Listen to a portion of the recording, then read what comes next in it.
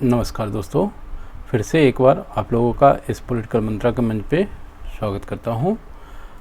और जस्ट इसके पहले का जो आप वीडियो देखे होंगे, कल जो आपको वीडियो 5 बजे शाम में प्राप्त हुआ था, उसका हेगल का फर्स्ट पार्ट था, जिसमें हम लोग उसका इंट्रोडक्शन, उसके द्वारा दी गई जर्मन आइडियोलॉजी के संबंध में जो बातें कही गई थी उसकी चर्चा किए थे। साथ ही हम लोग यह भी देखे थे कि फ्रेंच रेवोल्यूशन के संबंध में उनके क्या विचार रहे हैं, है ना। इन सभी चीज़ों की चर्चा हम लोग जो है इसके पहले का जो वीडियो बना था उसमें हम लोग कर चुके हैं। ठीक है, आज जो है अब हम लोग बात करेंगे उनके द्वारा जो अन्य चीज़ें हैं, खासकर हम लोग डायलेक्टिक की बात करेंगे। हेगेलियन डायलेक्टिक जो है वह किससे संबंधित है, किस तरह से वह वर्क करता है, क्या उनका कॉन्सेप्ट है, उसको समझने का प्रयास करेंगे। उसके बाद जो है हम लोग उनका फैमिली और सिविल सोसाइटी के संबंध में क्या विचार हैं उसकी चर्चा करेंगे। फिर उनके स्टेट के बारे में जो गुण बताए हैं, कैरेक्टरिस्टिक है उनका स्टेट का, क्या बताए हैं उसकी चर्चा करेंगे। साथ ही हम लोग थ्योरी ऑफ गवर्नमेंट की बात भी करेंगे। ठीक है, इस प्रकार से ये जो बेसिक हेगल की जानकारी जो है आपको प्राप्त हो जाएगी। चलिए तो हम लोग शुरुआत करते हैं हेगल के डायलेक्टिक की। डायलेक्टिक कहने का मतलब क्या होता है आप समझिए। देखिए, डायलेक्टिक कहने का सीधा मतलब होता है कि किसी भी तरह का बदलाव। क्या? किसी भी तरह का बदलाव। बदलाव यानी कि चेंज, है ना। बदलाव यानी कि चेंज वह जो है कैसे हो सकता है, ये एक प्रकार ऐसे हो सकता है, ऐसे हो सकता है, ऐसे हो सकता है। किसी भी तरह का जो है बदलाव जो है वह संभव है। ठीक है ना। अब कहने का मतलब है, ये तो फिजिकल आपको दिख रहा है, ठीक है ना, ये आइडिया से रिलेटेड है। हमने पढ़ा था कि उनका जो कॉन्सेप्ट है वह किससे है, डायलेक्टिक के पीछे आइडिया। ठीक है ना। अब आइडिया में एक समय में मन में विचार कुछ आता है, दूसरे क्षण में विचार जो है वह कुछ उसमें आलोचनाएं होती है, कुछ कमी बेसी निकलता है, कुछ उसमें डर लगता है ना। फिर निर्णय होता है कि न यार ये करना ही चाहिए। ठीक है, उसी चीज़ को जो है वह डायलेक्टिक के माध्यम से हेगल जो है वह समझाना चाहते हैं कि कैसे कोई भी चीज़ जो है बदलाव की अवस्था से होते हुए एक टॉप लेवल पे पहुंचती है। और यह क्रम जो है वह ऐसा नहीं है कि जो है हमेशा के लिए थम जाता है ना। यह क्रम जो है चलते ही रहता है, यह भी ध्यान रखिएगा। ऐसा नहीं है कि एक बार जो है वह टॉप पोजीशन पे चला गया तो उसमें कोई परिवर्तन नहीं है, वही कुछ समय के बाद जो है एक बार फिर से उसमें मॉडिफिकेशन शुरू होना होता है। देखिए, इस संबंध में 3 तरह की जो बात होती है वह कैसे कैसे बदलाव होता है, हेगल जो है इस संबंध में कहते हैं कि ये बदलाव जो है, बदलाव के पीछे क्या है, आइडिया है। ठीक है ना। और ये आइडिया जो है वो सारे जो मटेरियल है ना, जो जितने भी आप चीज़ देखते हैं मूर्त रूप में, उन सब के निर्माण के पीछे जो है यह आइडिया ही कार्य करता है। ठीक है। अब ये बदलाव होता कैसे है, तो 3 शब्द को आपको याद रखना है। कौन कौन से शब्द हैं वो? पहला है थेसिस। क्या है? थेसिस। उसके बाद एंटीथेसिस, और उसके बाद सिंथेसिस। उसके बाद क्या याद रखना है? सिंथेसिस, याद रखिएगा। ये जो है इसको हिंदी में बोलते हैं वाद, इसको बोलते हैं प्रतिवाद, और इसको बोलते हैं संवाद। ठीक है ना। अब देखिए क्या होता है, पहले जब मन में कोई भी विचार आता है किसी कार्य से ही संबंधित या कहीं जाने आने से संबंधित या कुछ भी आप मान के चलें, मान लेते हैं कि हमको कोई नया काम करने के लिए सोच रहे हैं कि जॉब कैसे मिलेगा, हम पढ़ रहे हैं। ठीक है, पढ़ रहे हैं, मन में जो है ये विश्वास है कि हम अच्छा करेंगे एग्जामिनेशन में। ठीक है ना। और यह सोच करके हम जो है क्या कर रहे हैं, मेहनत कर रहे हैं। हाँ, एंटीथेसिस में जो है वह विचार आएगा मन में, यार हम मेहनत कर रहे हैं, ऐसा ना हो कि पेपर जो है इस तरह का आ जाए कि जो है हम नहीं कर पाए, या इंटरव्यू में जो है हम अच्छे से जवाब न दे पाएँ, है ना। मन में इस तरह से जो है उथल पुथल चलते रहता है हमेशा इंसान को। लेकिन जब इस तरह की उथल पुथल की अवस्था होती है और जब वह उसके रिजल्ट आते हैं, चाहे वह भला हो या बुरा हो, ठीक है ना, तो वह फिर जो है एक फाइनल स्टेज सिंथेसिस पर वह पहुंच जाता है। उसी प्रकार जब हम कहीं जाने के लिए विचार करते हैं, किसी पार्टी में जाने के लिए विचार करते हैं, तो मन जो है कभी करता है कि ना यार ये वाला शर्ट पहने, ना यार ये वाला शर्ट पहने, या ये वाला जो है ड्रेस पहने, है ना। फिर जो है मन में आता है कि नहीं ये नहीं ठीक है, ये वाला ठीक है, ये नहीं ठीक है, ये वाला ठीक है। मन में एक जो है दुविधा वाली स्थिति जो होती है ना, वो एंटीथेसिस की होती है। और मन में जो विचार आता है कि जाना है, कोई अच्छा कपड़ा पहनना है, तो जब आप कंपैरिजन करते हैं ना कि ना ना ये ठीक नहीं है, ना ना ये ठीक नहीं है, ये ठीक है, तो वो दुविधा वाली स्थिति जो होती है प्रतिवाद होती है। और जब आप एक डिसीजन पे पहुंचते हैं, निर्णय पे पहुंचते हैं कि नहीं ये ठीक है, इसको पहन के चलेंगे, वो आप सिंथेसिस उसको समझ लीजिए। देखिए एक सिंपल तरीके से मैं किसी चीज़ को समझाने का प्रयास करता हूं ताकि आपको जो है चीज़ समझ में आ सके, ठीक है ना। आगे हम लोग और देखते हैं इसको मैं, और थोड़ा सा उदाहरण लेने का मैं प्रयास करता हूं। देखता हूं, नए स्लाइड खोलता हूं और न्यू स्लाइड मैं ज़रा सा इंसर्ट करने दीजिए। कंट्रोल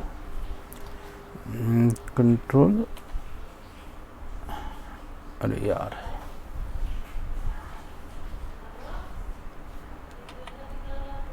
कैसे इंसर्ट होगा,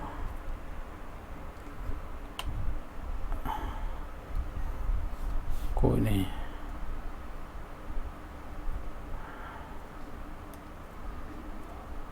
फ्रेंच रेवोल्यूशन, सिविल सोसाइटी,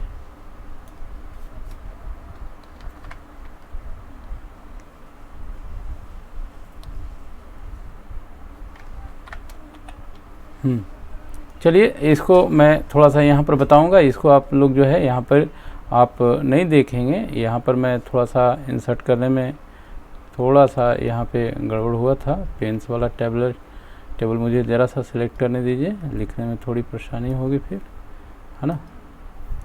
हाँ चलिए, तो यहाँ पे जो ये लिखा हुआ है इस पर आप नहीं जाइएगा। अभी हम लोग बात कर रहे हैं किस चीज़ की, इसके पहले वाला स्लाइड क्या था, डायलेक्टिक की। डायलेक्टिक जो है वह कैसे बदलाव होता है उसकी मैं बात कर रहा हूँ। यहाँ पर एक जो होगा क्या होगा, थीसिस होगा, यानी कि विचार का बनना। क्या चीज़ का बनना, विचार का बनना, ठीक है। और उसके बाद जो है फिर एंटीथेसिस होगी। एंटीथेसिस होगी तो उसमें क्या होगा, उस विचार के बदले में क्या आएगा, बदले में क्या आएगा, मन में कन्फ्यूजन आएगा। मन में कन्फ्यूजन आएगा या क्या आएगा, डाउट आएगा, ठीक ना, डाउट्स आएगा कि यार ये करें ना करें, अच्छा होगा नहीं होगा, इसके क्या परिणाम होंगे, है ना। ये इस तरह की स्थिति होगी, ठीक है। जब इस तरह की स्थिति होगी तो वो क्या कहलाएगा, एंटीथेसिस कहलाएगा, ठीक है ना। और जब फाइनल डिसीजन हम लोग कर लेंगे कि नहीं यही काम करना है, तो वह जो है निर्णय हो जाएगा और वह स्थिति जो होगी सिंथेसिस की कहलाती है। और प्रत्येक सिंथेसिस के बाद फिर से वह थीसिस के रूप में बदलती है चीज़ें, और फिर से वह एंटीथेसिस, सिंथेसिस, इस तरह से गतिविधि होती चलती है। यहाँ एक चीज़ और मैं आपको बताना चाहूँगा कि अभी देखिए इस चीज़ को आप यहाँ पर देखें, फैमिली और सिविल सोसाइटी की जो बात है लिखी हुई, वहाँ मैं पीछे की स्लाइड में चर्चा करता, लेकिन यहीं पर मैं कर रहा हूँ कि देखिए वह कहते हैं कि स्टेट जो है वह क्या है, सबसे फाइनल स्टेज है। यह भी यहाँ पर आप ध्यान रखिएगा कि जो सबसे हाईएस्ट पोजीशन है इन तीनों में, सबसे हाईएस्ट पोजीशन जो है इन तीनों में, थेसिस, एंटीथेसिस और सिंथेसिस में सबसे हाईएस्ट पोजीशन सिंथेसिस का है। किसका है, सबसे हाईएस्ट पोजीशन जो है सिंथेसिस का है। यह कभी प्रश्न पूछ लिया जाए कि थेसिस, एंटीथेसिस और सिंथेसिस में सर्वोच्च जो वैल्यूएबल है वह कौन है, तो सिंथेसिस है, क्योंकि इसमें अंतर्गत जो है एक निर्णय पे व्यक्ति पहुंचता है, एक जो है रिजल्ट ओरिएंटेड बात सामने आती है, ठीक है। और जब हम लोग बात करते हैं यहाँ पर फैमिली की, ठीक है, फैमिली, सिविल सोसाइटी और स्टेट, ये तीनों के साथ जो है आप ऐसे जो है क्या करेंगे, कोरिलेट करेंगे आपस में, ठीक है ना। थीसिस को अगर हम लोग फैमिली मानेंगे, एंटीथेसिस जो है सिंथेसिस हो जाएगा, एंटीथेसिस जो है सिविल सोसाइटी हो जाएगा और सिंथेसिस जो है वह स्टेट हो जाएगा।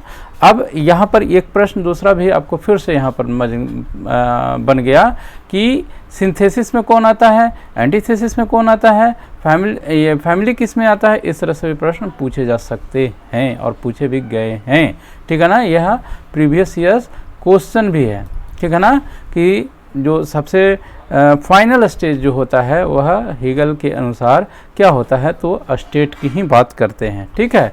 आगे थोड़ा सा हम लोग देखें कि फैमिली और सोसाइटी के, सिविल सोसाइटी के संबंध में जो है हीगल क्या कहते हैं उस संबंध में जानते हैं। तो देखिए वो कहते हैं कि फैमिली एक ऐसा प्लेस है जो नेचुरली आपको बनता है, ठीक है ना, क्या बनता है, नेचुरली बनता है। और यह एक ऐसा प्लेस है जहाँ पर आपके सारी नीड्स जो है वह फुलफिल होते हैं, चाहे वो फिजिकल नीड्स हो, चाहे वो मेंटल नीड्स हो, या अन्य कोई भी सपोर्ट हो की ज़रूरत हो तो वह परिवार में पूरा होता है, ठीक है ना। वह कोई भी नीड्स जो है वह परिवार में पूरा हो जाता है। लेकिन क्या सारे नीड्स पूरे परिवार में होते हैं? नहीं। क्या सारी आवश्यकताएं पूरी परिवार से हो सकती है? नहीं, ठीक है ना।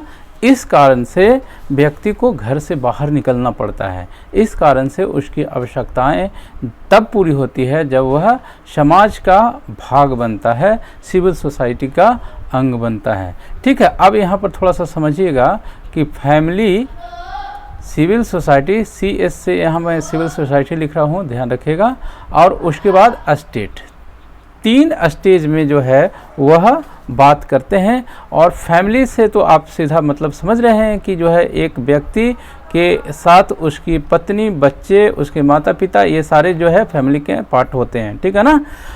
हालांकि फैमिली का अलग अलग डिफिनेशन है, न्यूक्लियर फैमिली है, जॉइंट फैमिली है, उस पर हम अभी बात नहीं करेंगे, लेकिन फैमिली में ये लोग शामिल होते हैं, ठीक। स्टेट आप भली बातें समझते हैं कि जो हमारे ऊपर शासन करता है, जो हमको सुरक्षा प्रदान करता है, वो जो है किसका पार्ट हो गया? स्टेट का पार्ट हो गया। अब यहाँ पर समझने वाली बात यह है कि सिविल सोसाइटी क्या हुआ साहब?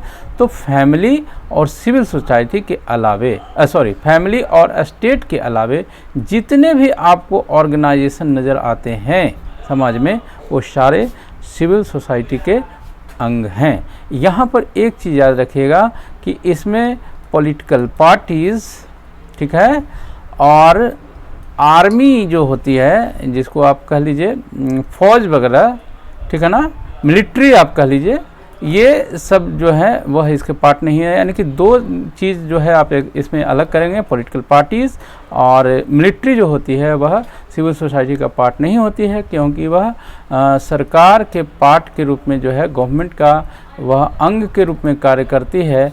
इसलिए इन 2 को छोड़ करके बाकी जितने भी चीज़ आपको नज़र आते हैं, चाहे वह मंदिर हो, चाहे वह अस्पताल हो, चाहे वह स्कूल हो, ठीक है ना, चाहे वह कोई संस्थान हो, जहाँ पर कोई मार्केट हो, ये सारे जो है ना, ये सारे किसके अंतर्गत आएंगे? वह सिविल सोसाइटी के अंतर्गत आएंगे।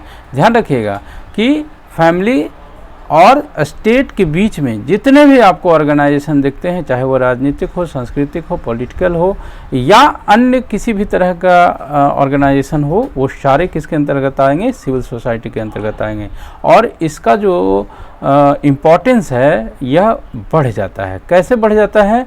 हाँ, क्योंकि एक फैमिली के इंडिविजुअल्स या फैमिली के नीड्स को पूरा करने के लिए गवर्नमेंट तक पहुंचाने का काम जो है ये इनके द्वारा होता है। इनकी बात जो है यहाँ तक पहुँचाने के में ये जो है सिविल सोसाइटी वो काफ़ी सहायक होती है। ठीक है, मैं समझता हूँ कि आप इस सिविल सोसाइटी के कॉन्सेप्ट को मैं समझाने में सफल हुआ होऊंगा और आप इतने बेसिक तरीके से जो मैं बात बताया हूँ कि सिविल सोसाइटी का मतलब क्या होता है, सिविल सोसाइटी का इम्पोर्टेंस क्या है, सिविल सोसाइटी जो है सिविल सोसाइटी के बारे में हेगल का क्या विचार है, इतनी सी आपको बातें समझ में आ गई होगी।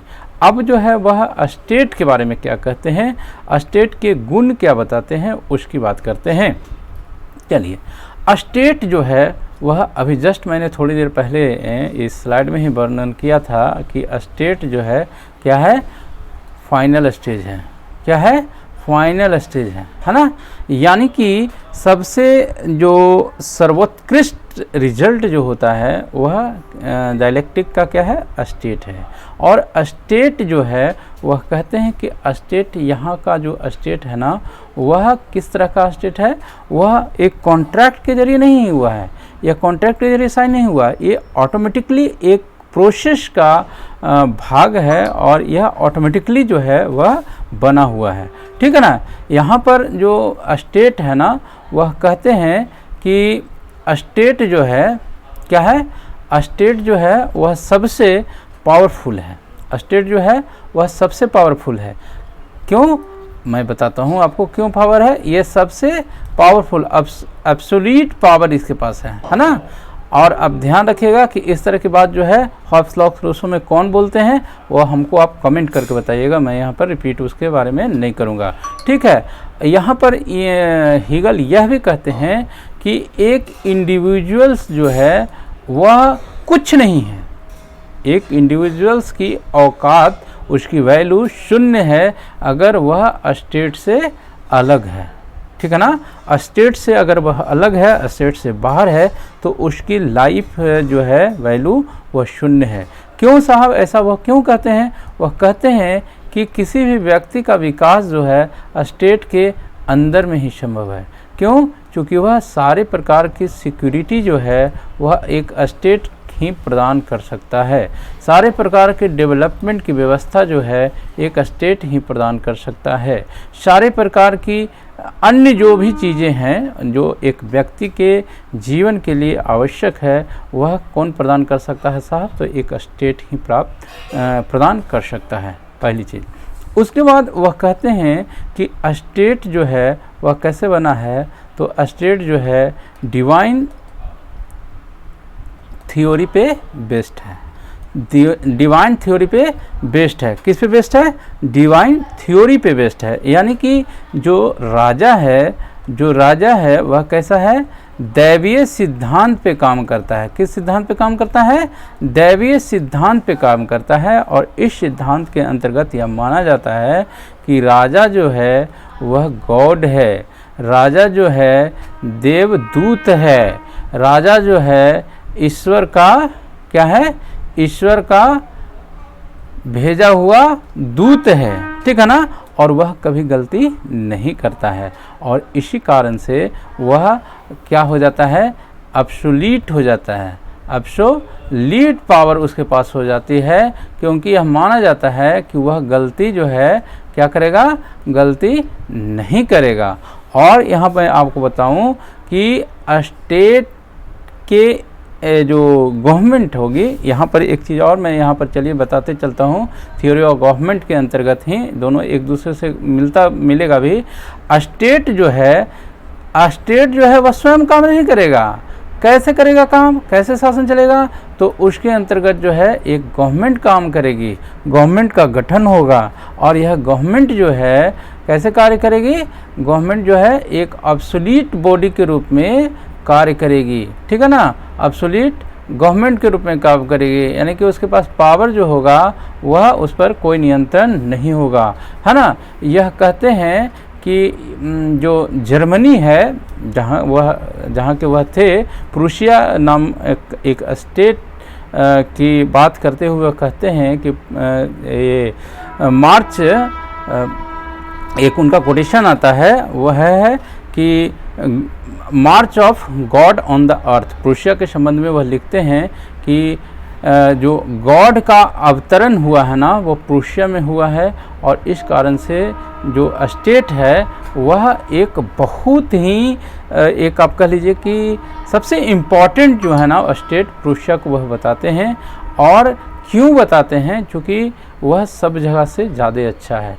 और इस संबंध में वह यह भी कहते हैं, देखिए मैं यह बताना चाह रहा हूँ आपको कि ये स्टेट जो है ना, वो स्टेट आपको क्या बोलते हैं उसको, एब्सोल्यूट मोनार्की, एब्सोल्यूट मोनार्की की बात वह करते हैं। क्या करते हैं? एब्सोल्यूट मोनार्की की बात करते हैं। ठीक है, यहाँ पर जो शासक होगा राजा होगा, लेकिन वह क्या होगा? एब्सोल्यूट होगा। उसके बाद मैं पहले भी बताया था आपको कि वह कहते हैं कि ये हमारे स्टेट में यानी कि जर्मनी में डेमोक्रेटिक वैल्यू वाली जो इतनी भी चीज़ें हैं उसकी आवश्यकता नहीं है।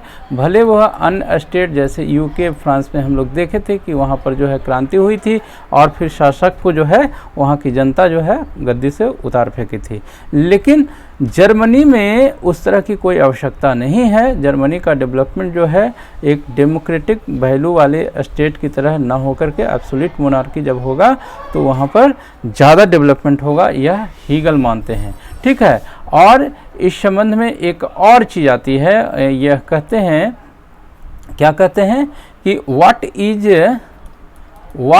रेशनल, देखिए what is rational is actual, what is rational is actual and what is actual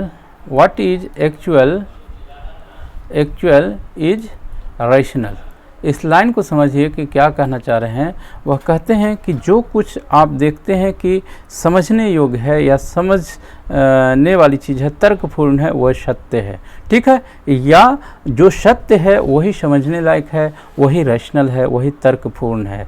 यानी कहने का मतलब यह है कि जब गवर्नमेंट सही होगा तब वह सही से काम करेगा, और जब सही से काम करेगा तभी वह सही गवर्नमेंट होगा। ठीक है ना, इस तरह की बात जो है वह कहते हैं। और इसके अलावा जो है वह कुछ वो बुक लिखे हैं जैसे फिनोमेनोलॉजी ऑफ माइंड, और इस तरह के करके 2-4-5 जो है पुस्तकें उनकी हैं। मैं इस तरह का अभी कंटेंट नहीं बना पा रहा हूँ कि बुक सारे जो है PDF फॉर्म में ऐड कर सकूँ, लेकिन जितना जो एक थ्योरी उनके द्वारा किसी भी थिंकर को मैं जब उठा रहा हूँ तो उनके द्वारा दिए गए कॉन्सेप्ट को एक मोटे मोटे शब्दों में समझाने का आपको प्रयास कर रहा हूँ। भविष्य में अगर मैं PDF के साथ अगर पढ़ाने का प्रयास किया तो उसमें इन तरह की चीज़ों को मैं ज़रूर शामिल करूँगा।